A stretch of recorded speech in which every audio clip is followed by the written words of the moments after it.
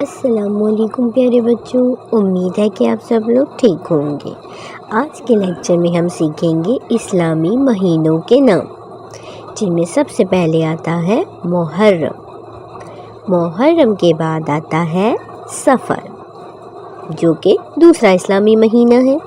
اس کے بعد آتا ہے ربیع الاول، جس میں حضور پاک صلی اللہ علیہ وآلہ وسلم پیدا ہوئے۔ اس کے بعد ربیع الثانی، ربیع الثانی کے بعد آتا ہے جمادی الاول۔ اس کے بعد آتا ہے جمادی الثانی، جمادی الثانی کے بعد آتا ہے رجب، رجب کے بعد آتا ہے شعبان، شعبان کے بعد آتا ہے بابرکت مہینہ رمضان، رمضان کے بعد ہم اس کی خوشی میں مناتے ہیں عید، جو کہ آتی ہے ذی القعدہ میں۔ ذی القعدہ کے بعد آخری اسلامی مہینہ آتا ہے ذی الحج۔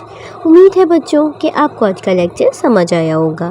اگلے لیکچر میں پھر ملیں گے، تب تک کے لیے اللہ حافظ۔